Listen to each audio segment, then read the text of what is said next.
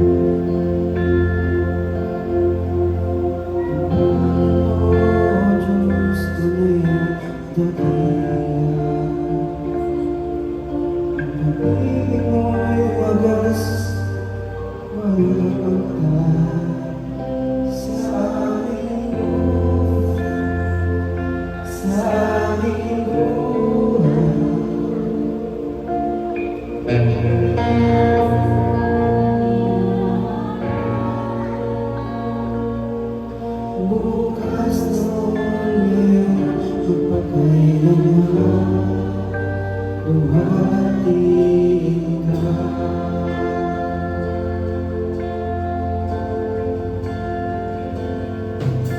Tapat noong Diyos na dakila,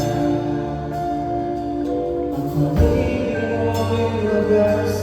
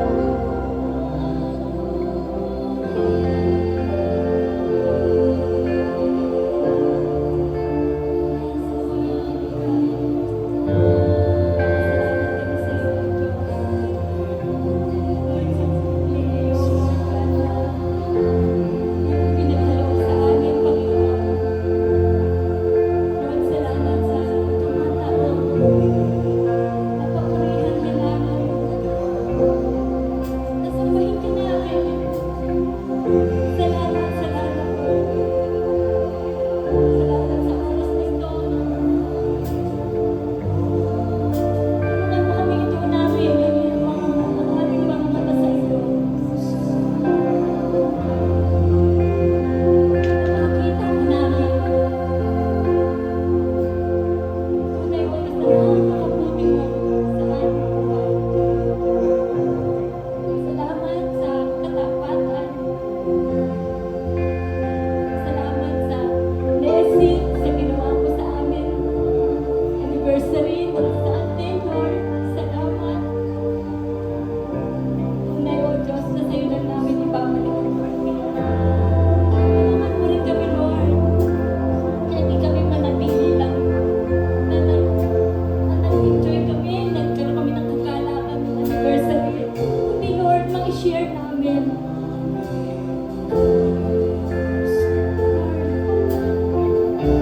Sa'yo namin sinusuko ang lahat, Lord. Hindi namin kaya na wala ka. Kaya patuloy, Lord, na akin namin yung katapatan mo sa amin. Dahil kayo buti-buti mo sa amin. Kulang yung kawitan ka lang namin. Kulang yung pasasalamat na ibibigay namin sa iyo. Lord, kundi yung nasa puso, maipabuhay namin. Maibigay namin sa iyo yung nararapat na para sa iyo, Lord. Lord, hindi kayo nagkulang kailanman noon hanggang ngayon at magpakailanman. In Jesus' name we pray. Amen! Amen! Woo!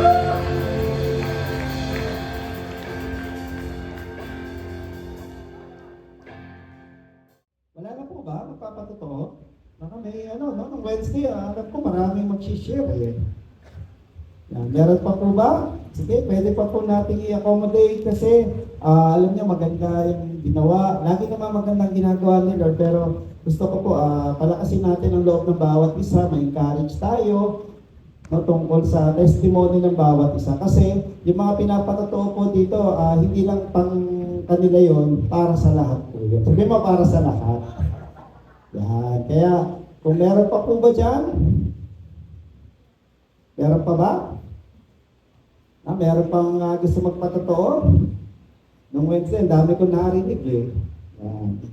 Anyway, sige, kung wala po, baka nahiya pa po. Kasi baka gusto, kailangan matindi. Hindi po. No, ano mang patotoo, maging tapat tayo dyan, palalakihin ng palalakihin ni Lord dyan. Di ba? Di ba, ikinuwento ko nga sa inyo, nagsimula lang yung isa nating pastor noon na 20 pesos. Pinatotoo niya, 20 pesos. Nagkakaroon siya ng 20 pesos. So, pa 20-20, maya-maya, yung 20 niya, dinadagdagan na ni Lord ng 0. So, naging 200, naging 2,000. Yan. Kasi pinapatotoo. Kaya patotoo natin. Ano man po yung pagpapala ni Lord sa amin. Sa akin po, patotoo ko, nagpapasalamat ako kay Lord. Una po sa inyo lahat, palakpakan natin ang bawat isa. Kasi, naging matagumpay yung ating anniversary dahil sa inyo. Palakpakan natin yung mga nag-organize, yung mga nag-decorate, no? Lalo na yung mga nag-perform, nagbigay sila ng panahon para mag-practice. Yan, palakpakan po natin yung mga kalalakihan, di ba? Antayin niyo po yung susunod na kanta nila sa Christmas party. No? So meron tayong Christmas party, kaya abangan niyo po yung kanilang awit ulit. Sinubo ko yung mga kalalaki, natatawa si Kuya Cesar. Diba? Si Kuya Cesar, isang microphone yan. Diba? So, yan. Diba? Abangan natin po yung mga susunod pang mga presentation. Pero maganda yan, nagdiwang tayo bilang pamilya. Sabi mga bilang pamilya. Pamilya sa Panginoon. So meron tayong biological family, meron din tayong spiritual family. At kayo po, bahagi po ng isang spiritual family, Church So Blessed International, Taytay. Yan. So sige, dahil po tayo ay pamilya, ano ba ginagawa ng pamilya? Nagsasalo-salo. So simulan po natin ngayon yung ating First Sunday, sa pamamagitan po ng pagsasalo-salo. Kung marami na naman po, So pwede na tayo mag-celebrate ng communion. Okay? So sige, handa natin mga sarili para sa banal na hapunan. Panalangin natin yung ating mga gagamiting sangkap, yung juice, saka yung tinapay. Italaga natin sa Panginoon ito. Sige. Let's pray. Mapagpalang Diyos, you are the Lord of the harvest. Kayo po'y nagpala sa lupa para magbunga ito ng tinapay na aming pagsasaluhan, pagbabahagian, para po ito'y magbunga ng katas ng ubas na aming inumin maya-maya. Maraming salamat po sa inyong mapagpalang kamay. Kaya sa amin pong pagsasalo-salo na ito, magpadali ka po, Panginoon, magpadali ka po ang kapangyarihan, magpadali ka po ng tamang alaala. Sabi nga ni Jesus, gawin niyo ito bilang pag-alaala sa akin. Na maalala po namin ang tagumpay niya sa krus na amin pong pinapamuhay. Kaya bless and sanctify the elements, bless those who will be partaking of the Lord's Supper with us as a family of believers. That's our prayer in Jesus' name. Amen, amen, amen. Sige po, makakakuha na po kayo doon ng inyong elements, tinapay, saka as ng ubas.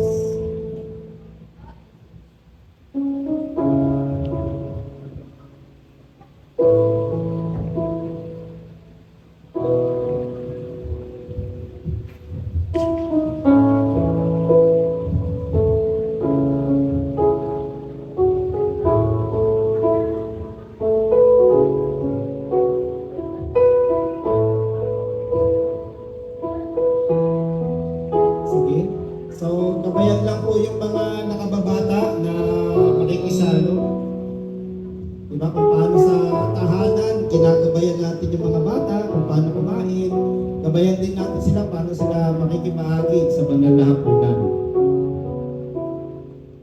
Sabihin niyo po sa kanila, turuan niyo sila na hindi lang yan biskwit, hindi lamang yan grape juice, yan po ay sinisimbolo niya yung katawan ng dugo ni Jesus.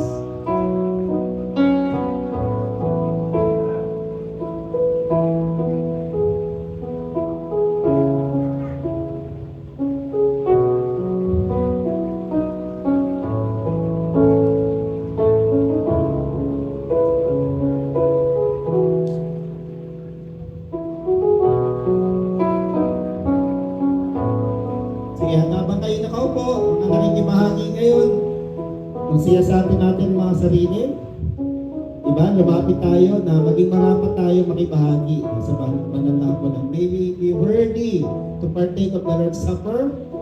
No? May Lord increase our faith, at higit sa lahat, magpadali po siya, magkaroon tayo ng pusong takmandang tumanggap mula sa Kanya. Magpalinis tayo. Kaya ngayon, lumapit tayo sa Panginoon ng buong kababaang loob, may pag-amin, anuman po ang pwedeng pumigil para tayo makibahagi sa banal na hapunan, paayos natin sa Panginoon. Manalangin tayo. Holy Spirit, we ask for your spirit of conviction to be upon everyone, no condemnation but conviction. Lord, if there's anything that will prevent us from partaking of the Lord's Supper, if there's anything, kung meron man po na mga bagay, mga nagawa, na isip, na sabi, kinilos, na Lord, hindi po sa amin magiging karapat dapat na makibahagi sa inyong hapag. Linisin niyo po kami. Restore us. Let there be restoration. Ito mga nakarang araw, meron kaming damdamin na hindi ayon sa inyong salita. Meron kaming nasabi, na isip, meron kami ikinilos that have offended you. Forgive us from any transgression, from any sin, and we claim your blood, Jesus, washes our iniquities. And Lord, we put on your righteousness. Sinusuot po namin ang inyong righteousness, ang inyong matuwid katauhan as we partake of the Lord's Supper. So lahat po kami bagong bihis ngayon para makibahagi sa banal na hapunan. Salamat po sa inyong katapatan. Yan ang aming panalangin. Sige mga kapatid, bilang isang pamilya po sa Panginoon Church of Las Taytay, tayo po ay magsalo-salo sa banal na hapunan. Kabayan niyo na lang po yung mga bata, sabay-sabay kayo nakain ng timo. Sige. So I pass on to you, sabi ni Pablo, what I received on the night the Lord was to be betrayed. He took bread, after giving thanks, broke it, gave it to his disciples, and said, "Take this, all of you, and eat. This is my body, which will be given for you. Do this in remembrance of me." Do this in remembrance of me. Lord, we thank you, Lord, that your body was pierced. Lord, the way you broke the bread and gave it to your disciples, yung katawan po ninyo, Lord, nasugatan. Yung katawan po ninyo, Lord, napahirapan para kami, Lord, ma-exempt sa parusa. Salamat po, Lord. Binayaran niyo po, Lord, yung karapat-dapat namin pagbayaran ng pagkakasala. At higit sa lahat, binigyan niyo kami ng pagkakataon na maging buo muli. Kaya as we partake of this bread, Lord, paalala niyo po sa amin, bayad na po bawat kasalanan, bayad na po bawat karamdaman. Kaya kinakain namin ito bilang pag-aalaala sa sinabi niyo noon. Salamat po. Sige, kainin mo natin yung tinapay.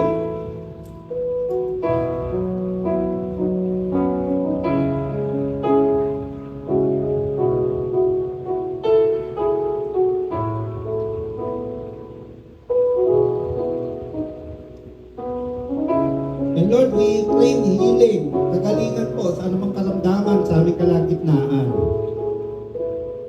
Karamdamang pisikal, Lord, meron pong imbalance, Lord, sa dugo, Lord, uric acid, cholesterol, Lord God, blood sugar, tinatanggap namin ang kagalingan. Maging, Lord, anuman pong physical pain, kagalingan po. Tinataas namin sa inyo yung aming mga minamahal na lingkod, mga pastor po ninyo, nasa balik ng karamdaman, si Pastor Allen Gallegos, ganoon din po si Pastor Mike Picar.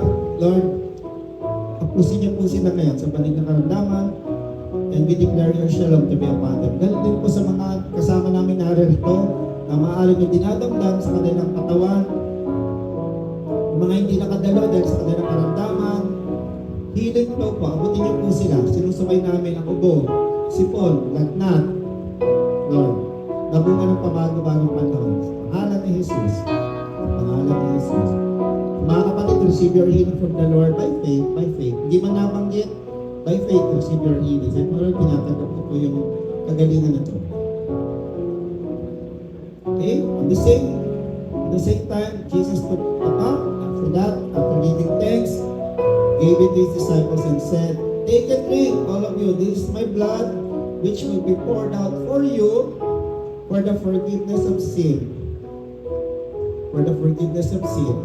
Do this in memory of me. And Jesus, we remember, we participate, Lord, in that supper, Lord, na by your wounds we are healed, by your blood we are redeemed. Lord, sa inyong dugo kami itinubos. Kaya kami bayad ng inyong banal na dugo. Sa pag-inom namin ito, maalala po namin na kami pinalaya na. Na kami may kakayahan na po na tumanggi sa gawa ng kaaway. Na may kalayaan po kami sa pilit na ibinabalik ng kaaway sa buhay namin. Sa pag-inom namin na ito, lumakad po kami at ipabuhay namin yung tagumpay na yun. Yan ang aming panalangin. Sa pangalan ni Jesus, Amen. Amen. Amen. Sige, inumin po natin ang tabukap.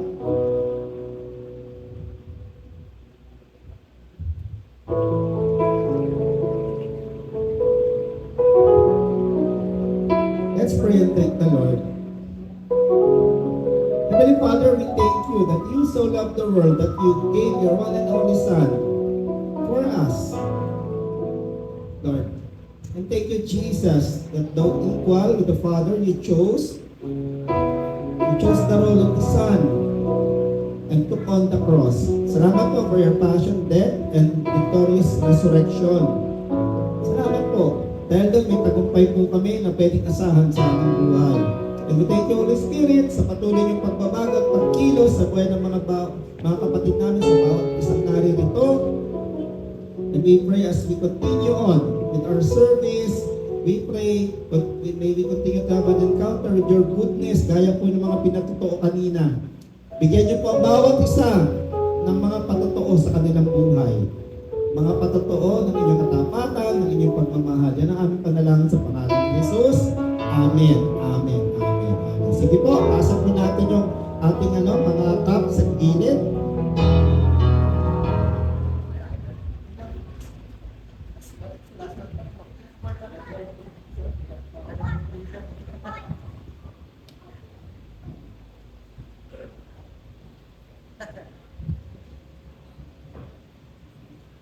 Okay.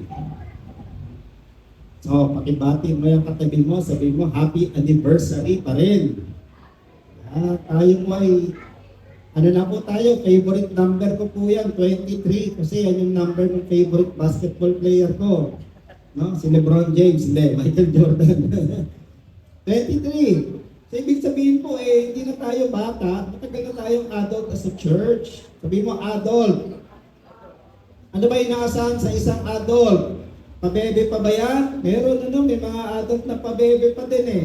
Pero tayo, sabi mo, tingin sa kaliwa mo, sa kanan mo, hindi na tayo pabebe kay Lord. Pwede po maglambing, okay? Pero, ibig sabihin, hindi pabebe, kikilos na tayo ngayon bilang pagsunod sa Kanya. Kasi kanina lang, yung ginawa natin eh. No, sinabi niya, gawin niyo ito bilang pag-alaala sa akin. Gawin niyo ito. Ang tagubinin lagi ng Panginoon, merong pagkilos yan. Okay? So ano yung tema natin? Ayan, nasa harap bilang paalala. No? Na nakahanda na po yung ani, yung harvest. Nag-aantay po. Kunin natin yung pagkakataon ngayon. Alam ko marami ng pagkakataon pero ngayon pinapaalala ng Panginoon, kunin nyo na. Kunin nyo na yung pagkakataon para dalhin ako sa inyong mga mahal sa buhay. Kunin nyo na yung pagkakataon para ipakilala ako sa inyong mga katrabaho, ng mga estudyante, sa inyong mga kaklase. Pakilala nyo na ako sa inyong mga kamag-anak at mahal sa buhay. Sa mga hindi pa kasama rito ang kanilang magulang, pakilala nyo na ako. Sa inyong mga magulang, pakilala nyo na ako sa inyong kabiyak. Hindi nyo pa kasama yung inyong mga kabiyak dito, Mr. o Mrs. Sunggaban natin. Okay? Pero, ganito, anong gagawin natin? Paano? Sabi mo, paano?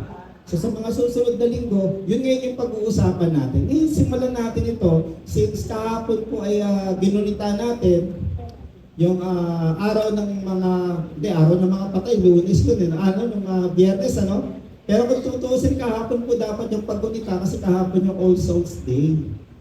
Yan. At bakit yun ang pag-uusapan natin? Kasi ganun yung nangyari. Dati, tayo ay patay sa kasalanan. Nung nagkaroon tayo ng relasyon kay Jesus, tayo po ay muling binuhay. Kahapon, sinimulan ko ito kahapon sa aking times of refreshing, yung mga nakadalo doon. Pero ngayon na po, hihimayin natin na mas mahaba-haba yung ating pag-uusapan. Yan. Sa atin po, sa Pilipinas, wala na pong death penalty, Pero sa ibang bansa, meron pa nakikita ko sa Yahoo meron mga nasintensya ng death penalty, nag-aantay na lang sila ng kanilang execution date. So tawag nila sa mga ganun pala, yung mga sentensyado na ay mga dead man walking. Bakit dead man walking? Kasi considered dead na sila, naantay na lang nila yung araw talaga ng kamatayan nila. Dahil itinakda na na sila ay bibitayin. No? Alam niyo ba, na bago tayo nakakilala kay Jesus, bago natin siya tinanggap bilang tagapagligtas, mga dead man walking tayo. Bakit dead man? Kasi naantay lang natin yung taktong panahon na matapos yung panahon natin sa mundo, and then doon pupunta tayo sa susunod na kamatayan, which is what? Eternal death na. Death ba yun o suffering? Mabuti na lang, may ginamit ang Diyos para abutin tayo at ilapit tayo kay Jesus. So first step would be, tayo ay buhayin. Sabi mo, buhayin. Pero hindi pala sapat na binuhay tayo, gaya ng ating mababasa ngayon pag-aaralan. So tignan po natin, na ito pamilyar to, pero nitong mga nakaraang buwan ko narinig ito sa isa sa aming diskusyon sa klase, hindi ko naisip yun. Lagi tayo nakatuon dito sa unahan Pero tignan natin itong bandang muli. So, pag-usapan natin, as we go for the harvest, dahil panahon na, tignan natin paano tayo gagamitin ng Diyos para mapalaya yung mga alipin. Paano natin sila dadalhin mula sa kamatayan tungo sa buhay.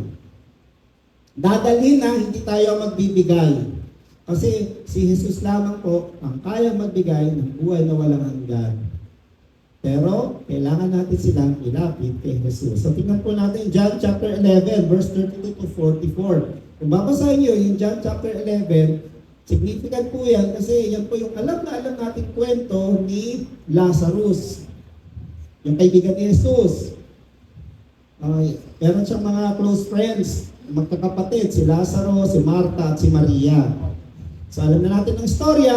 Normally, ang alam natin istorya, nagkasakit si Lazaro, nabalitaan ni Jesus, pero hindi muna siya pumunta. After ilang days pa siya pumunta. Actually, pumunta siya nung nabalitaan niya namatay na. Diba? At sinabi niya, pupunta ako doon para maluwalhati ang Diyos. Para makita niyo yung kapangyarihan ng Diyos. At sinabi nga niya, natutulog lang. Halika na, pumunta tayo kasi natutulog na ang kaibigan natin si Lazaro. So sabi ng mga disciples, kung natutulog doon, magigising din yan. Hindi na naintindihan. Hanggang sa sabi ni Jesus, hindi niyo pa rin masakyan eh. Namatay na siya at pupunta ako doon, di ba? Para pakita yung sinasabi ko sa inyo, buhay na walang ganyang muling pagkabuhay. At alam na natin yan, lumapit si Marta, dineclare, kayo po ang buhay. Diba? I believe your resurrection. I believe, Lord, mabubuhay yung kapatid ko. Pero sinabi ni Jesus, hindi. Ngayon pa lang makikita mo yung kung ano yung pwede mangyari.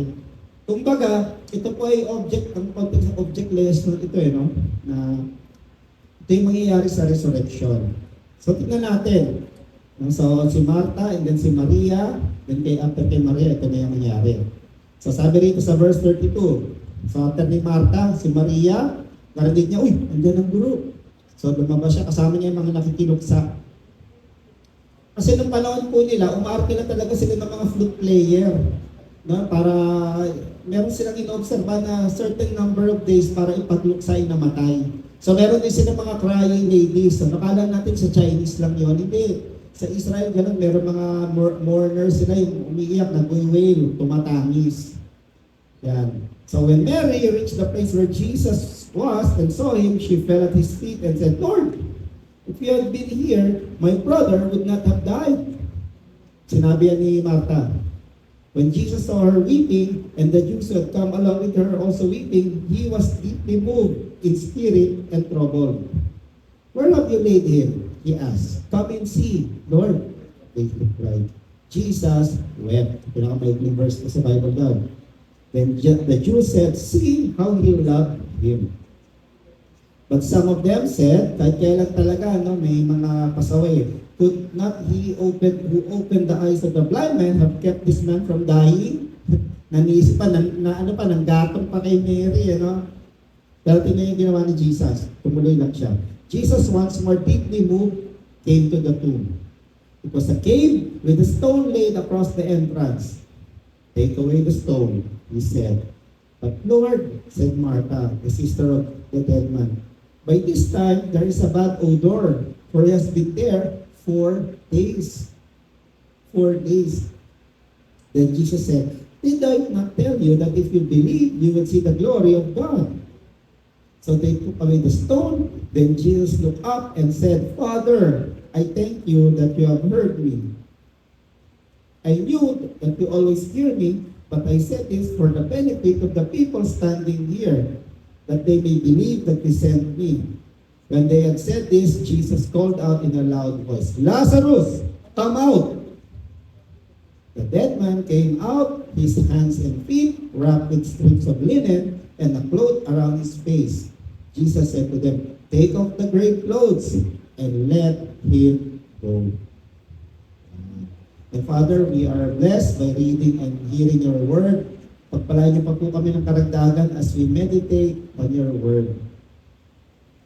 Turo niyo po sa amin ang papel na gagampanan namin as you give life to those who are dead in their sins. Lord, turuan niyo po kami ano po yung papel na gagampanan namin bilang mga saksi ninyo.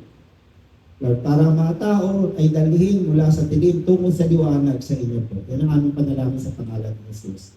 Holy Spirit, paspasan niyo po ang aming mga puso, hindi matabang lupa ito para sa inyong salita. Amen. Amen. Palakpakan natin ang Panginoon. So again, ang context ito, pinakita ni Jesus yung sinasabi niyang muling pagkabuhay. Pinakita po niya dito ang kapangyarihan niya over death. Sabi mo, may kapangyarihan si Jesus over death. Kaya nga ang magandang turo dito, no? Ano ba yung mga sulok o bahagi ng buhay natin na kailangan ng buhay? Ilapit natin kay Jesus. Kasi pinakita niya rito yung kanyang kapangyarihan sa kamatayan. Diba? Pero dito pinakita yung kapangyarihan over physical death. Sabi nga ng ibang theologian, sabi nila, kaya siya nalungkot, o kaya siya nakaramdam ng galit ay dahil sa kamatayan, bunga ng kasalanan. Masabi ng iba. Kasi alam nga naman magalit siya doon sa nagluluksa. Kundi napatimbagan siya. Kasi kung hindi lang si Eva at Adan, wala sanang kamatayan eh. No, consequence ito ng kasalanan eh. So doon siya nagagalit. Pero ang maganda rito makita natin yung konteksto po ng pagkabuhay, yung himala na pagkabuhay ni Lazaro. Sa Bible, makikita natin may mga pinuhay si Jesus. No? Nandoon yung anak ni Jairus, yung kanyang daughter, nandoon din yung anak ng balo sa Nain, di ba? Nakita, nilalabas na, hinaplos niya, bumangon ka. Tapos bumangon, ibinalik niya sa nanay na byuda. Di ba? Yun yung mga recorded na mga nabuhay muli. And makikita natin, yung pagkabuhay ni Lazarus po, siya ay himala at siya rin ay tanda. Sabi mo, sign. So, siya po ay pagpapakita o demonstration na si Jesus ay talagang anak ng Diyos. Siya ang Christ, the Son of God. At walang mas makapangyarihan na display ng power na yung truth, restoring death life sa isang namatay. No? Through conquering death. Yan, kaya yung raising ni Lazarus, yan po yung isa sa mga pinakamagandang advertisement niya at pinakamagandang patotoo niya na ako, itong sinasabi sa Bible, sa scriptures, at ako ito yung patotoo na sinabi kong I am the way, the truth, and the life. Sabi niya ganon. So yung ano po, yung pagkamatay ni Lazarus, tingnan nyo, hindi siya tinignan ni Jesus bilang, kasi kung maaga sana ako nagpunta eh. Actually, nung dumating siya, 4 days na siyang nailibing. Tingnan nyo, obserbahan natin yung mga number of days. May mga significance pala yun. Sa atin nakala natin ganun lang. Pero sa kanila pala, naniniwala ang mga Hudyo na pag namatay ang isang tao, 3 araw pa daw yung spirito niya na nandoon sa loob ng kanyang libingan. And the 4th day, saka pa nang aalis. Okay, kaya binabalot nila, yung iba dinadamitan daw. Kasi alam nila baka pwedeng mabuhay ulit, bumalik yung hininga. So kaya after 4 days ito si Jesus, kasi yun talaga, walang kaduda-duda, patay na yung tao. Yun. So okasyon yun, nakita ni Jesus yun as an occasion to glorify God. Okay? At ipakita na siya yung sinasabi, no? Sa banal na aklat. Yan. Actually, pinakita nito yung kanyang pinasilip niya yung kapangyarihan over death. At pinapakita din ito yung kanyang resurrection. Ito yung sinasabi ko sa inyo, after 3 days, mabubuhay akong uli. No?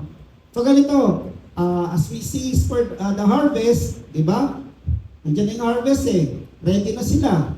No? Maaring may mga bahagi ng buhay nila na kailangan ng buhay. No? Kasi patay na, dead man walking. So, pag tinanggap nila si Jesus, they are restored to life. Sabi mo nga, restored. Kasi ang isang benepisyo po ng encounter with Jesus is a restored life. Bumabalik ang buhay pag tayo ay nagkaroon ng relasyon at enkwentro kay Jesus. O di ba yung mga patotoo nyo dito, encounter yun eh, with Jesus. It's a very meaningful encounter. No, restored life. At makikita natin sa buhay ng isang mananampalataya na ito yung cycle natin eh. So una, tayo ay dead in our sin, pinakanya ni Pablo, before you were dead in your sin, but now you are made alive in Christ. Sinabi niya ganon. Yan daw yung cycle. Pero tingnan nyo, pag ipinanganak ulit, hindi adult. Nagsisimula ulit yan bilang infant. O, kanina may baby sa labas, di ba? Lagi dyan si Serene, yung anak nila Kuya Mac. At Ate Jackie, infant. Aling infant? Walang alam. Pa. No? Sabi nila, basta namumurot na po ng leeg yan. Ako, natuto pa yata sa akin marot kasi lagi kong ginaganan eh. Ay, kasi kinukurot po ako sa leeg. Kaya ako, tuturuan ko ng mga gat. Ganito na ako. Kasi kada nakita ko siya, gumagano ako eh. Hindi ko alam na absorb niya pala. Kaya, ganun pala. Kasi alam niyo, no? First 1,000 days, natututo ang bata. So, okay, first 1,000 days, that would be from the womb, 9 months hanggang sa magtatlong taon daw. Pero sila ignorance. And then, magiging child, no? Makasarili yan, sarili lang iniisip niya, di ba? Kaya huwag tayo magagalit kasi ganun talaga, natututo pa lang sila, and then yung adult, and then parents. Pero doon tayo sa dead. No, sa dead. Sa dead. So nung siya po ay, nung si Lazaro ay nabuhay galing galing doon sa kanyang tomb. Nagsha-shuffle po siya, di ba? At ano yung napansin niyo sa kanya? Di ba? Balot siya. Balot. Kasi hindi nila inimbalsa mo binabalot lang nila ng linen, ganun yung ginawa kay Jesus, tapos nilalagyan po nila ng spices. Hindi po para ma-preserve, kundi siguro yung unang mga araw. Pero after 4 days talaga naagnas na. Kaya nga sinabi ni Martha, Lord, 4 days na. Mangangamoy na mangangamoy na. Alam niyo yung ginagawa ko itong mensahe na ito? Naalala ko nung bata ako, kinuwento ko ito kahapon Ngayon, iba na yung mga zombie ngayon di ba? Ngayon yung mga zombie, ang bibilis tumakbo Tumatalon pa no? Di ba? Tumatalon. Pero nung panahon namin, nila Ate Lulu, ang babagal. Ganun, di ba? Ganun. Saka sabi ko, kaya pala nakaganon, dahan-dahan. No, dahan-dahan maglakad. Ganun, tapos gaganon pa. Ngayon matatawa ka na lang, pero yung bata ako, takot ako doon. No? Ngayon, nung nabasa ko to at nakita ko yung bagay na pumukaw ng aking damdamin, naintindihan ko na. Sino nakanood po ng The Chosen Season 4 na binuhay ni Jesus si Lazaro? Nakakilabot po yung eksena na yun. Ito po yung eksena nung lumabas si Lazaro, balot. Nung nakita ko, nakakilabot pala yun. No? May sumigaw nga doon doon sa eksena, may sumigaw, miski yung alaga niya, gusto tumakbo na gano'n. Panoorin niyo po, hindi pa alam ko si Andrew yung napag-ganon hinawakan siya nung kasama niyang disciple. Kasi nga naman nakakasindap Diba, alam niyo po, nung bata-bata pa, kahit na naman binatilyo na ako, hindi ako tumitingin sa patay Paano? May napapanood ako sa pelikula yung gumunod bigla yung patay, tapos ngumiti, may pangil. Kaya na-imagine ko pag titingin ako, bibilat bigla. Diba? Takot. Pero ito pala ganito pa, talagang hindi pala makakilos, kaya pala mabagal. Kaya mabagal, nakabag. Naisip ko, yung taong patay at muling binuhay, binalik yung buhay, pero may kailangan pang gawin sa kanya. At ganun yung nangyari kay Lazaro. Sabi nga sa isang drawing, ganyan. Hindi po mami na, dito, kundi nakabalot na gano'n. Naalala niyo yung Christmas party natin na marami tayong tissue paper kaya naisip po nilang palaro binalot. Hindi po gano'n ang balot. Hindi po balot na balot. Pero truth to be told, talagang mula kamatayan, muling pagkabuhay, meron pa po dapat gawin. Meron pa po dapat gawin. Ito yung maganda. God started something, binalik niya yung buhay, pero pinagkakatiwala niya po sa atin yung mga susunod na hakbang para wag masayang yung buhay na ibinalik. Okay? Gaya ko po, 2003 ako, 2001 ako tumanggap kay Lord, pero 2003 po ako nag-commit, Doon na po ako umatin sa church natin. May ginawa si Lord. May sinimulan siya, 2000, tinanggap ko siya bilang Lord and Savior. Umatin ako ng Bible study. May ginawa po, may ginamit po si Lord para tutukan ako. At yun yung pag-uusapan natin na pwede niyong gawin. Ano yung pwede natin gawin as a follow-up? Sabi mo, follow-up. Kasi, binalik na niya yung buhay, pero kailangan pang may gawin para siya ay makapamuhay ng kaaya-aya kay Lord. Diba?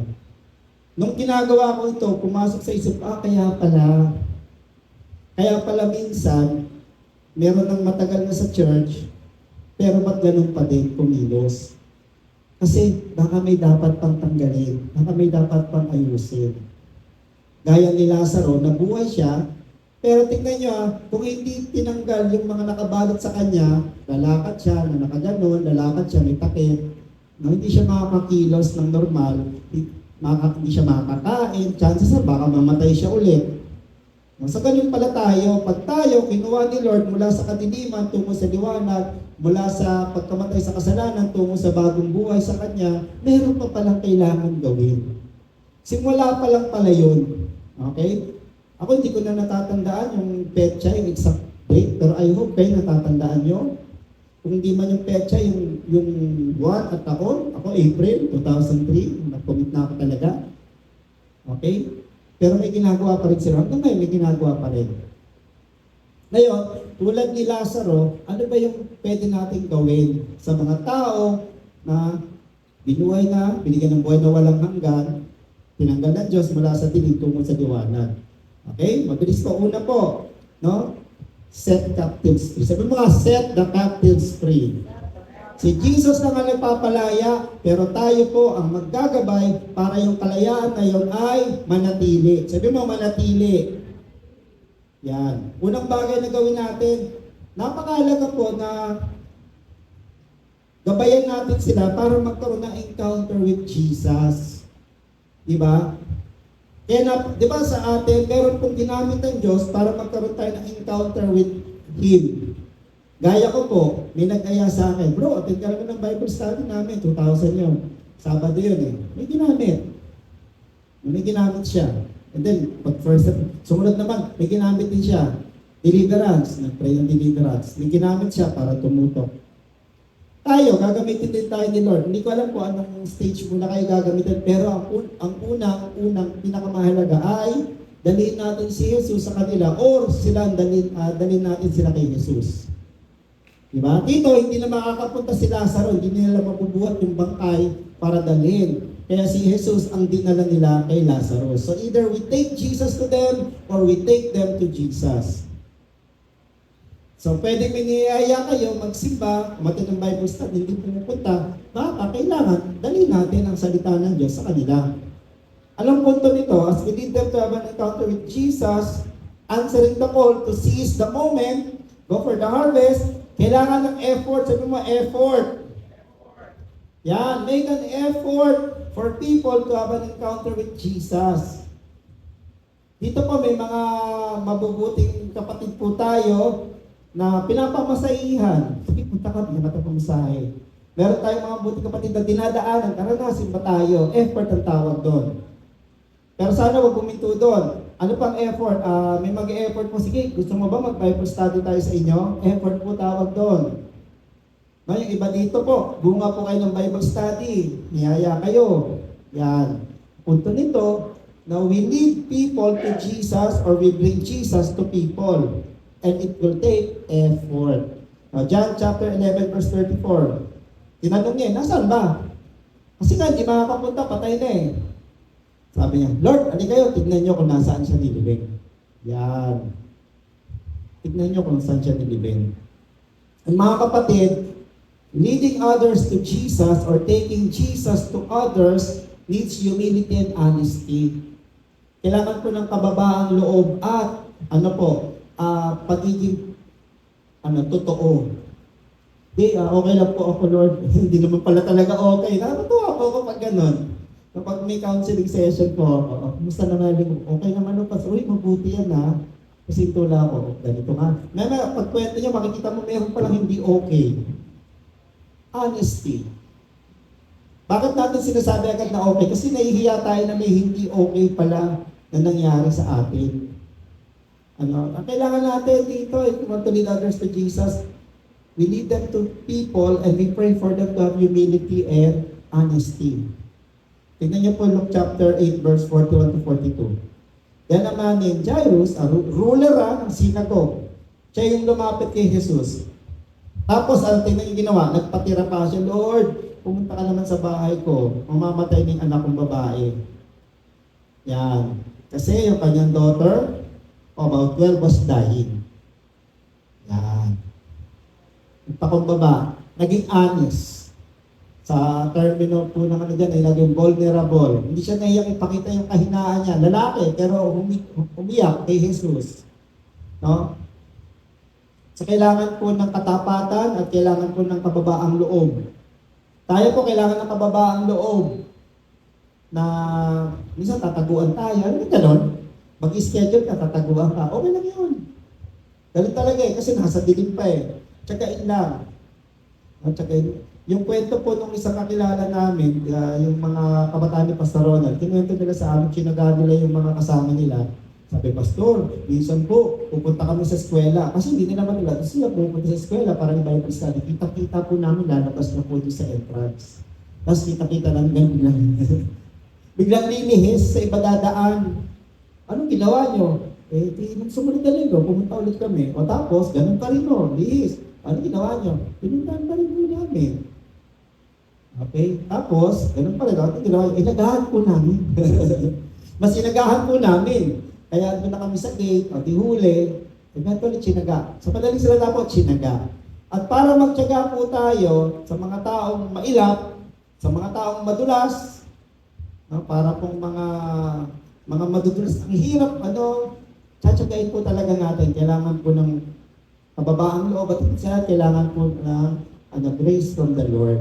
Mahirap pong gawin yun, mahirap pong tiyagain. Okay, mahirap pong tiyagain. So kanya nagpapasalamat si Catherine dito. Ganun po, lang, tiyaga lang tayo. Sa akin po, imagine niyo po, 33 na po ako nagpunta ng Church of Bless, JNH pa noon. Tiyaga ni Lord. Magtiyaga din po ng mga tumutok sa akin. Hindi ako pwede mag-Bible. Sige lang, okay lang. So ganon. So humility, kailangan ng humility and honesty. Ano pa? When we lead others to Jesus, kailangan din po ng love and compassion. Sabi mo, love. Sabihin mo, compassion. Pag wala po yung love and compassion, ginagawa lang po natin yan para po routine.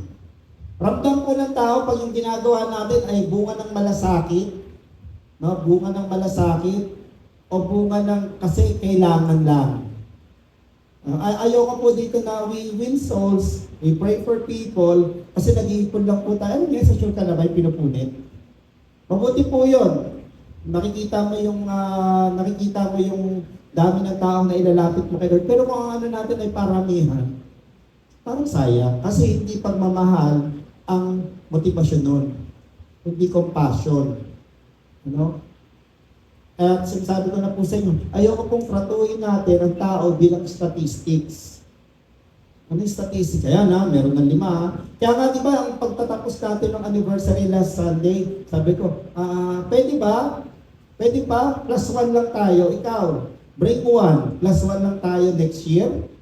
Di ba, yun po yung panawagan ko as we end our celebration last Sunday ng hapon.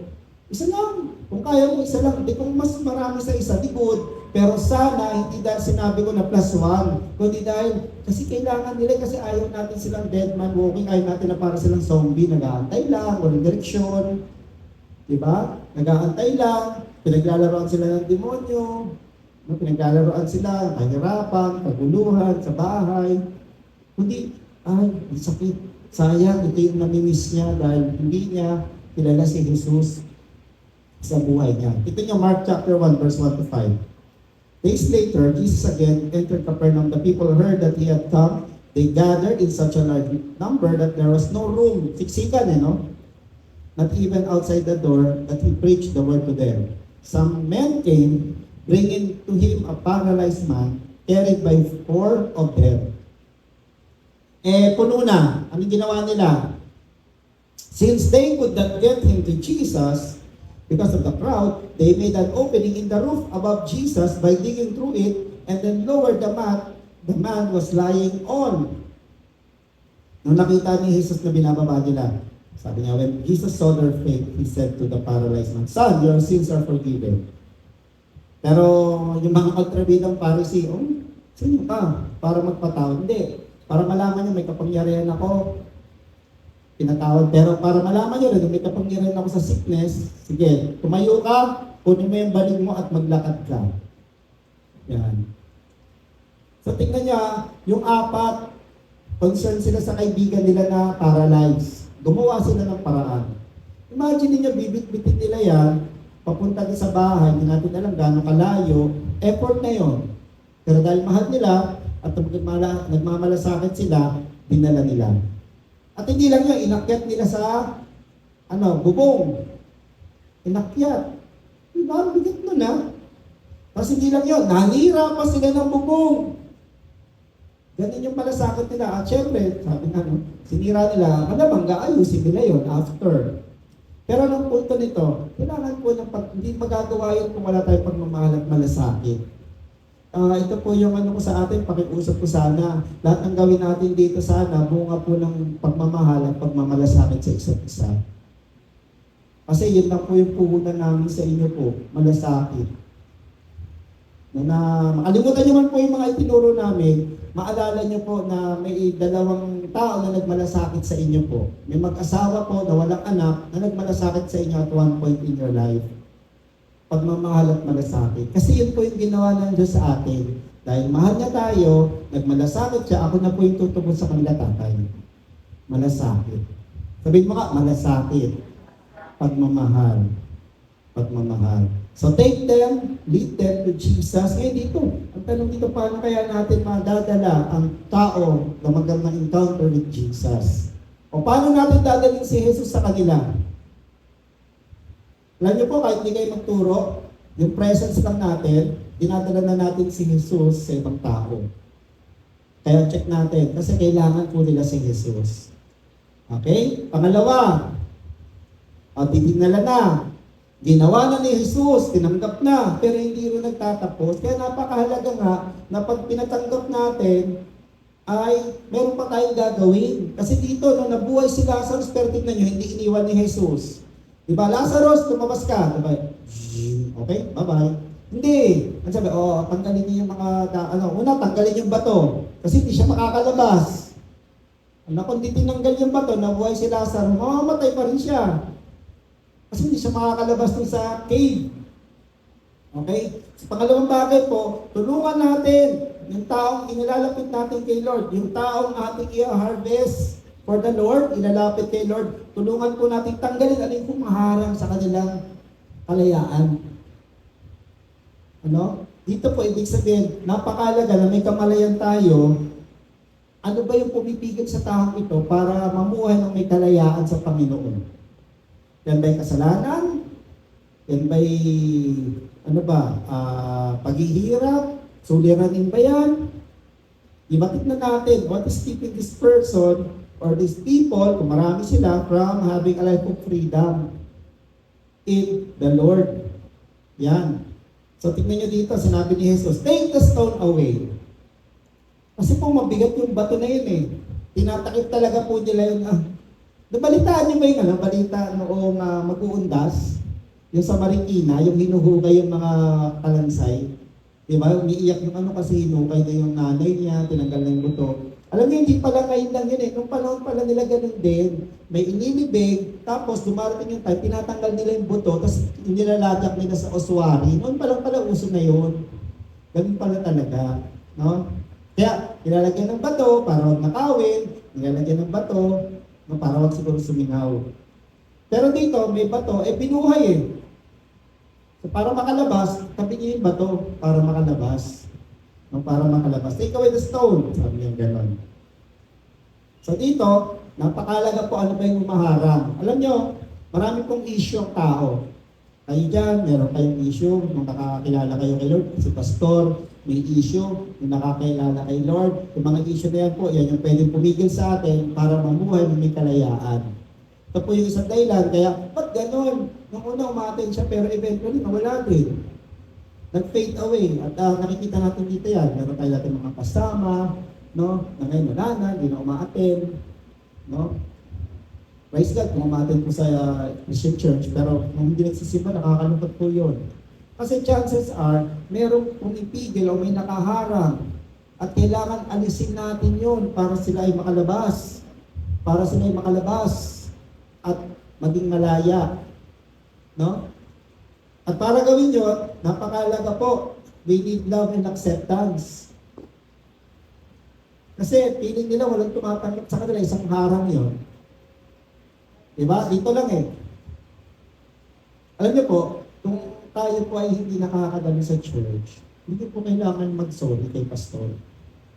Ina-assure ko po kayo, hindi po tayo dito klase.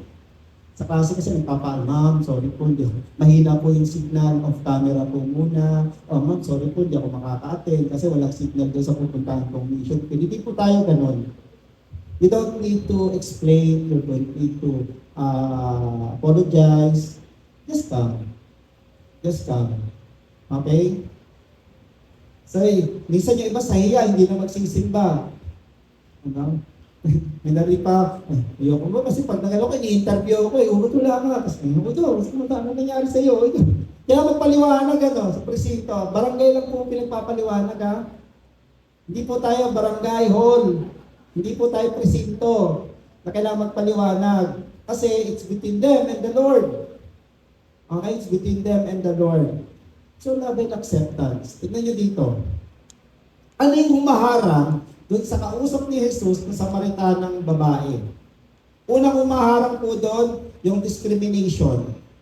Kasi ayaw nilang makiugnay sa mga Samaritano. Sabi rito, when a Samaritan woman came to draw water, Jesus said to her, "Will you give me a drink?" The Samaritan woman said to him, "You're a Jew and I am a Samaritan woman. How can you ask me for a drink?" For the Jews do not associate with Samaritans. Ano sinagot ni Jesus? If you knew the gift of God, who is that asked for you for a drink, you would have asked him, and he would have given you living waters. Tingnan niyo humaharang para magkaroon siya ng living waters. Yung idea niya na itong mga to, ang label sa amin ng mga ito, makasalanan kami. Bukod pa, sa yung babae na ito ay nakikiapid. Kasi yung nakasama niya, hindi niya asawa. So ang daming nakaharang. Pero paano inalis ni Jesus yun? Una, nakipag-usap siya.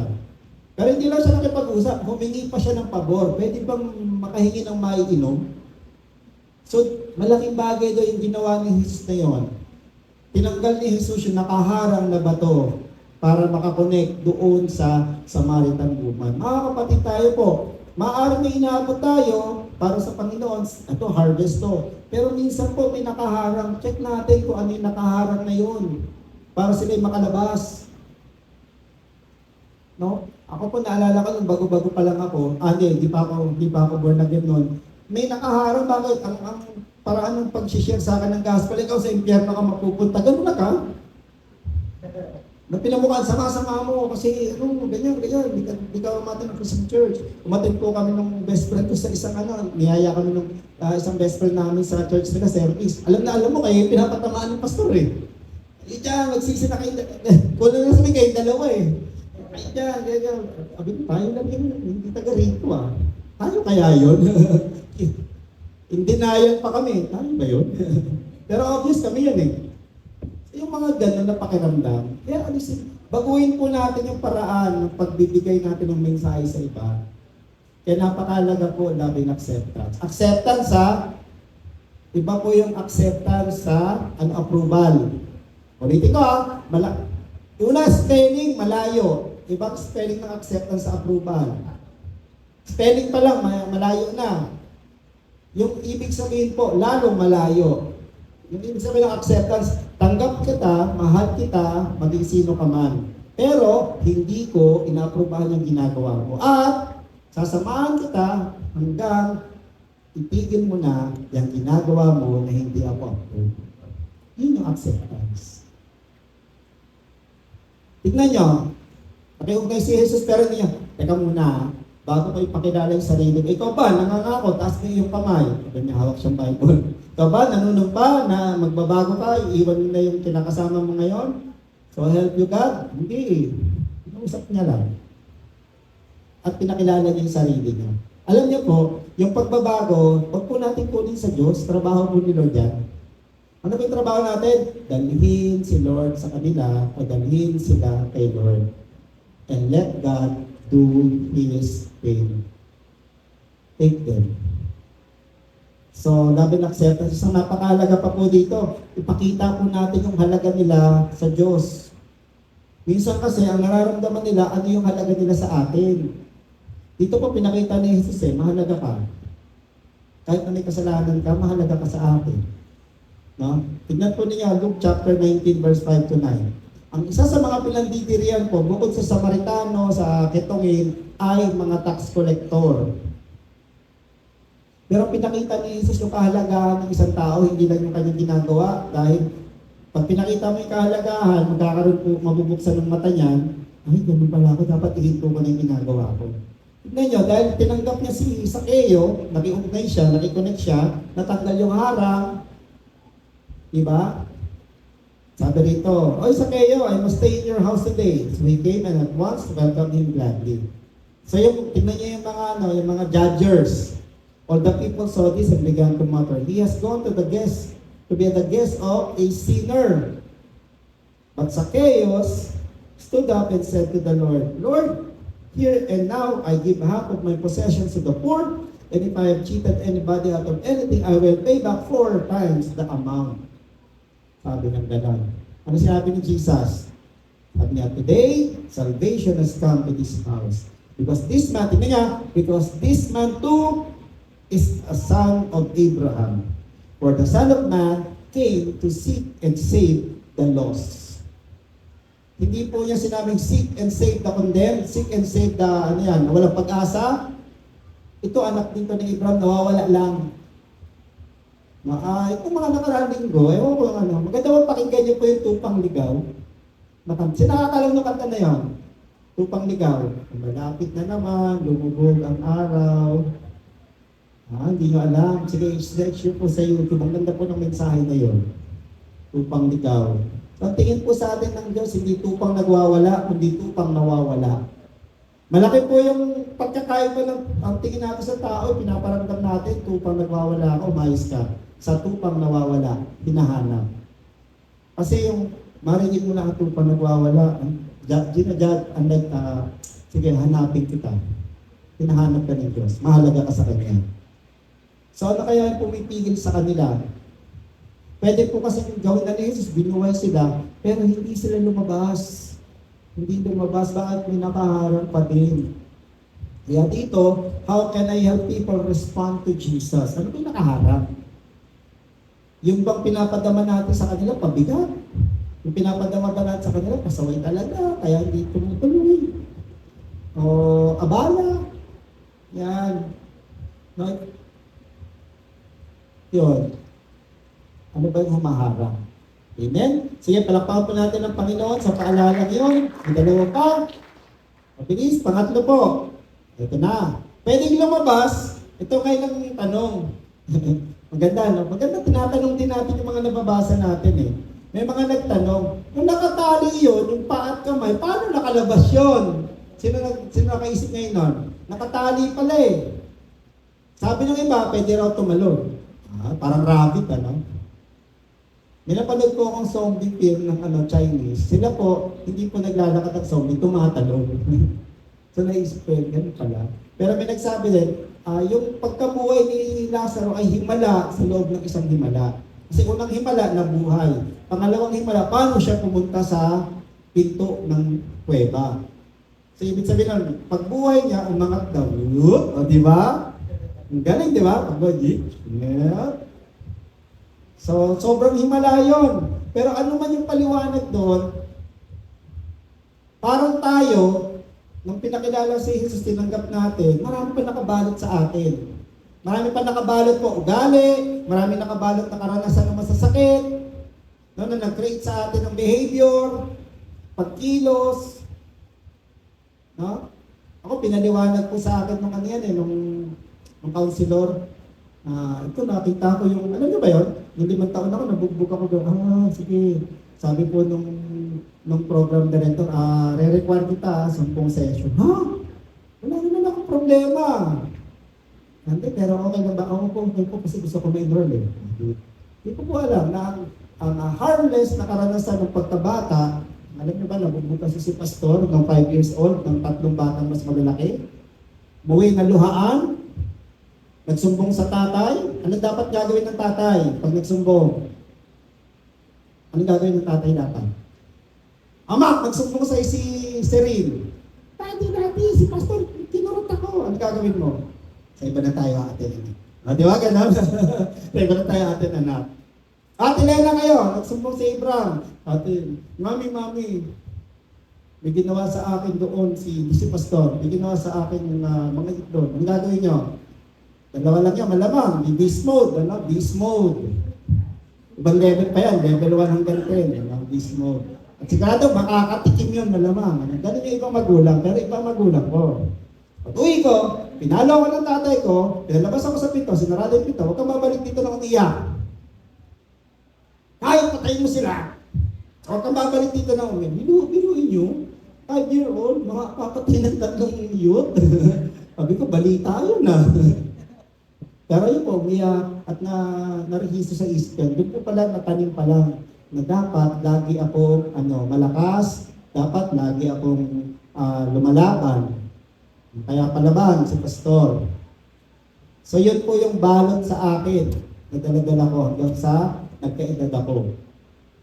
Yun po yung balot na tinanggal ni Lord. Imagine, na-realize ko lang po yun 2 years ago, nung ako po yung nag-apply ng nag-apply for acceptance sa counseling program. Yun po yung nakabalot. Hindi natanggal. Mga kapatid, yung pagkilos po nung inaabot natin, dulo lang po yun eh. Pero sa ilalim na mas malalim yun. Mas marami pong tatanggalin na balot. Mas marami pong gapos sa kamay. Mas marami pong gapos sa paa. Kaya pala hindi makakilos ng tuloy-tuloy. Bakit maramdamin? Kasi marami palang gapos na kailangan ipaayos at ipatapos sa Diyos. No? Gulat nga ako eh. Sa isa sa mga klase namin, may hinanakit pa pala ako sa tatay ko. Kasi maaga siya namatay. No? Kasi kung di siya sana namatay ng maaga, sana maganda yung buhay namin. Hindi si pastor nakaranas magtanghalian ng cornic, o kaya banana Q. No? Ganon. Hindi ko alam na, pero tapos yun. Tapos. So we need to be aware what is keeping people from having the life of freedom. Ano yung nagtatali sa kamay at nagtatali sa paa, kaya ang bagal humakbang. Kaya pala hindi normal yung paglakad sa Panginoon. Kaya di ba sinabi ni Jesus dito, nakita niyo their hands and feet wrapped with strips of linen. Ang sabi niya, take off the grave clothes. Mga kapatid tayo po, check natin mamaya pag-uwi. Ano ba yung grave clothes ang meron ako sa buhay ko? Kaya ang bagal ng aking paglago, o baka mas mabilis ang aking paglago pag nawala tong grave clothes na to. Okay? So dito, makikita natin, we need to identify ano po yung gumagapos pa sa ibang tao. Tayo mismo, maging honest tayo. Ano po yung pumipigil sa atin para mamuhay ng may kalayaan sa Panginoon. Yung pagiging ano po natin, masungit, irritable, pagiging maramdamin, pagiging mahina ang loob, mahiyain. Tapos po yan ng karanasan. Diba? Yung pagiging kini, pwede nung bata, pagka tumahimik ka. Ganon, kahit may sasabihin. Mga ganon. O kaya, bakit hindi na nagsasabi ng totoo? Paano nung nagsabi ng totoo? Sino nakabasa nito? Sabi, honesty is the best. Opo. Ganon shh. Diba? Anong gapos nun? Nagapos siya. Anong gapos? Masakit pala magsabi ng totoo. Kaya next time, hindi na ako magsasabi ng totoo. So, ganon. Okay, ganon. Identify what binds people from a life of freedom in Christ. Naalala ko po yung sinabi ng isa sa mga guro namin, yung addiction, mapa-substance, sex, video, games, etc. It's a sign of a wound or trauma. Check nyo kung ano yung sakit na pilit nilang tinatakpan ng kanilang addiction. Bakit nila tinatakpan ng binubulag yung sarili sa computer games? Niluluto yung atay sa alak. Diba? Inuubos yung pera sa pagsusugal.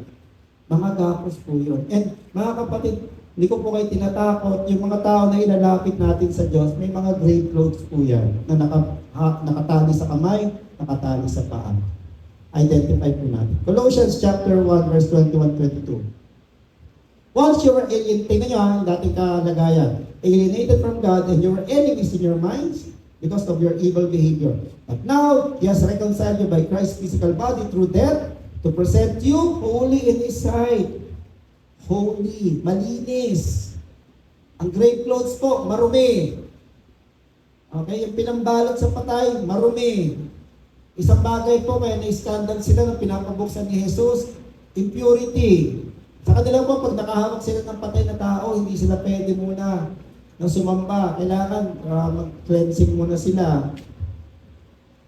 Sabi rito, since we are surrounded, holy in His sight, without blemish and free from accusations. Ano po yung nakabalot na kailangan tanggalin? Pangalawa, Hebrews chapter 1 verse 12. Sa deliverance natin ginagamit to. Sabi dyan, since we are surrounded by a great cloud of witnesses, sila yung nag-cheer sa atin, let us throw off everything that hinders and the sin that easily entangles. Entangle, yung paa. No? Kaya napapatid. Kami si Pastor, confess ko sa inyo, napapalo kami ng teacher ng grade 1. Ngayon, bawal na no?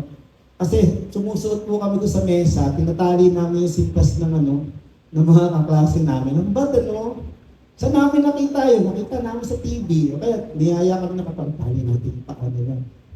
Ganon. So, ganun daw yung kasalanan. Yung mga nilalapitan natin o inilalapit natin kay Lord, pwede may mga gapos po yan sa paa. Kaya hindi makasulong. Kaya hindi maka-attend ng Bible study. Kaya hindi maka-attend sa service. Kaya hindi makatuloy. O, di ba, nag-camp. Alam nyo, yung youth camp, by the way, pag-pray nyo po, December 26 ba? Buhay pa lang po yun, binuhay ni Jesus. Pero may gagawin po tayo sa church, tatanggalin natin yung mga grave clothes ng mga matendon. Pwedeng nakagapos pa yan, okay? Kaya ang bagal, okay? Maging yung mga nagsiserve na kay Lord, patuloy pa rin may tinatanggal si Lord. Sabi dito, para makarun with perseverance. So, ano ibig sabihin nito? Tanggalin natin kung ano yung pumitigil. Kanina, tanggalin kung ano yung nakaharang. Ito naman, pwedeng tanggal yung harang, pero nakatali pa rin. Kailan tanggalin? How can I help people to have a new way of living in freedom? Hindi po living in freedom yung patalon-talon kasi hindi makahambang yung paa. Hindi po living in freedom yung pamakain. Gusto mo kaninang kumain na nakatali yung kamay na gano'n? Diba? Hirap na iba yung dalawa yung kamay eh. Yan. So, as we seize the moment, for the harvest, tignan natin ano yung mga nakabalot sa kamay, ano yung nakatali sa paa. Okay? So, pwede ganon. Tinanggal na natin nakaharang. Pero minsan, may mga tao nalalabuan pa rin ng isip. Kaya panguli, na pwede natin tignan to set the captives free ay help them regain a clear vision. Ano ibig sabihin nito? Tignan natin ano yung bumubulag para mamuhay sila ng may kalayaan kay Jesus. Na iba po yung ganito, nakasalamin ako, iba po ito kung meron akong nakatakip sa mukha ko. Naalala ko po naalala ko nung pandemic, sumasagot yung si Serin, di ba? Nag-a-agree. Nakwento ko na sa inyo yun, blessing po kami nung water station din natin at Kuya Mike. So, nagpa-merienda po sila pizza. Pag ganun ko, ba't di ko maramdaman? Lord, na-stroke ba ako? Di ko maramdaman yung labi ko Di ko maramdaman yung pizza. Yung pala, naka-face shield ako. Naka-face shield. Face shield. Akala ko tuloy, na-stroke ako. Di ba, maramdaman? Di ko maramdaman. Kaya may picture kami doon. May picture pa ba, Lena, na may tomato sauce yung yung face shield na gano'n, Malabo, di ba? Ang hirap. Ang hirap. Ito po salamin to, ang hirap nito pag lumalabas po ako galing ng sasakyan.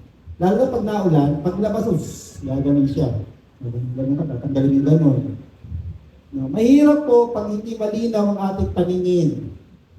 Kaya napakahalaga, tignan natin. Tignan nyo, take off the grave clothes. Kasama sa grave clothes, yung cloth around Lazarus' face. May takip po May takip. Bakit?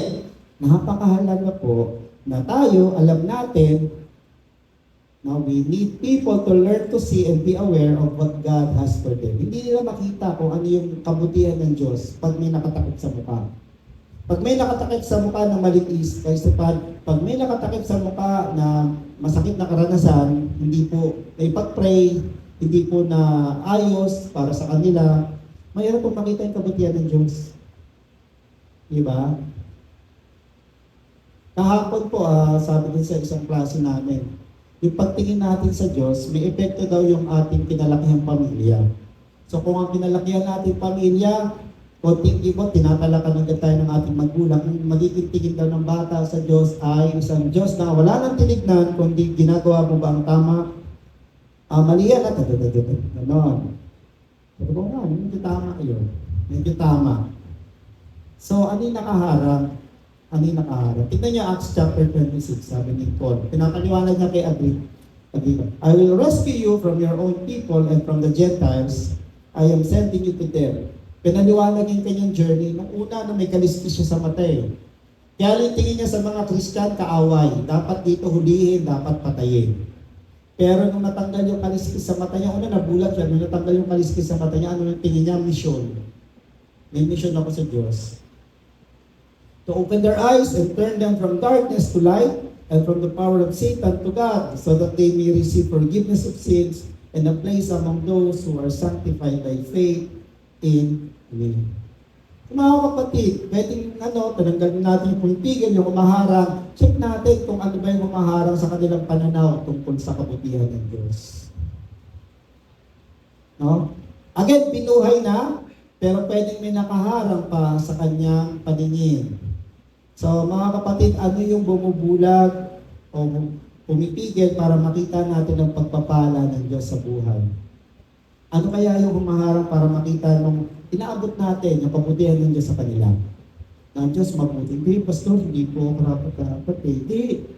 Ayun po yung lagi kong pinapaalala pag may naririnig ako ng Pastor, nahiya na nga po ako mag-pray eh. Kasi lahat ng pinagpipray ko, binibigay nila eh. Madami naman ako sabit. Ano yung gusto ko makita? Gusto ko makita nila ang kabutihan ng Diyos. Diba? Sabi sa Romans, the kindness of the Lord leads people to repent. At gusto ko makita nila yun eh.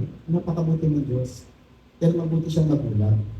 So yung mga kapatid, panawagan ko, hindi lang dahil ngayon ay panahon ng undas, kakagunita lang natin sa araw ng mga patay, kundi magandang pagnilayan natin. May binuhay si Jesus, pero meron siyang tinagubilin pang gagawin yung mga ibang tao. Hindi siya lumapit para tanggalin yung sa mukha, hindi siya lumapit para kalagan, yung paa at kamay. Inutos niya. Inutos niya. At siguro yun ang gusto kong iwan sa inyo mga kapatid. To set captives free, dalhin natin si Jesus sa kanila o dalhin natin sila kay Jesus. May pinalaya na si Jesus. Tanggalin natin yung pumipigil para sila ay makapabuhay ng maayos. Tanggalin natin yung nakagapos sa kanila. Tanggalin natin kung ano yung nakaharang sa kanilang paningin. Pwede ba natin gawin yon?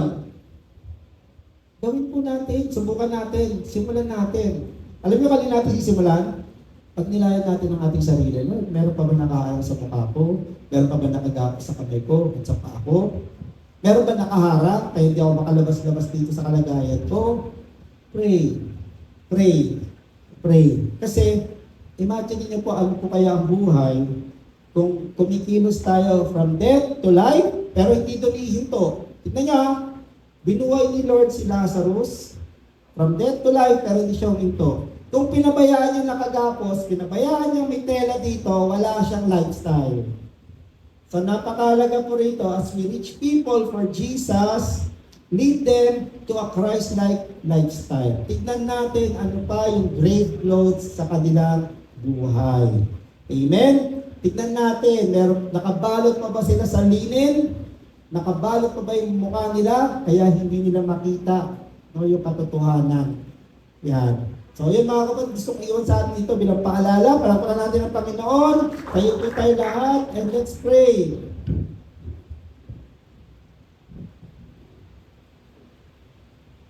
Manalangin po tayo. Let's respond to the word of God. Lord, salamat po you've spoken. Lord, thank you for calling our attention to sa last portion ng narrative about bringing Lazarus back to life. Normally, Lord, ang napofocus lang namin, nabuhay siya. Napofocus lang namin kayo po yung resurrection and life. Pero hindi namin nakita na may pinatanggal pala kayo kay Lazarus, yung pagkabalot niya, Lord, sa linin, na kailangan buksan muna yung takip ng kanyang libingan para makalabas siya. Kung meron po sa amin na hindi pa nakakalabas, doon sa pinaglibingan sa amin, sa lumang buhay namin, sa pangalan ni Jesus, nagdedeklara po ako ng kalayaan. Bumukas po, ano man ang ispilit na sinasara ng kaaway sa buhay ng mga kapatid kong narito. Lord, I pray, Father, by your power, remove the stone covering sa aming lagusan palabas. Lord, gumamit po kayo ng tao to remove, Lord, to roll the stone away. O kami po mismo magtulungan Ipakita niyo po sa amin, lagyan niyo po kami ng pagmamahal, lagyan niyo kami ng pagmamalasakit sa isa't isa. Makita namin ang yung pinagdadaanan ng bawat isa sa amin dito, sa spiritual family namin. And Lord, we pray, bukawin niyo po yung puso namin. Ano po ba yung gapos na kailangan namin kalagan? Paa at kamay. Lord, paa at kamay. Alisin namin, Lord, yung linen sa kamay at sa paa para makakilos na may kalayaan ng bawat isa. Kami po, ano po kaya? Ano po kaya? Ano po kaya tumatakip sa mukha namin? Kaya malabo ang aming pagkilala sa inyo. Napagkakakilala lamang namin sa inyo, Yahweh Yireh. Nakalimutan namin, Yahweh Rapha din kayo, healer. Nakalimutan din namin na Yahweh Shalom kayo, nagbibigay ng kabuuan, ng kapayapaan. Nakalimutan namin na kayo po ay mapagmahal na Ama. Kasi may nakatakip pa po sa aming mga mata. Gamitin niyo po kami, Lord.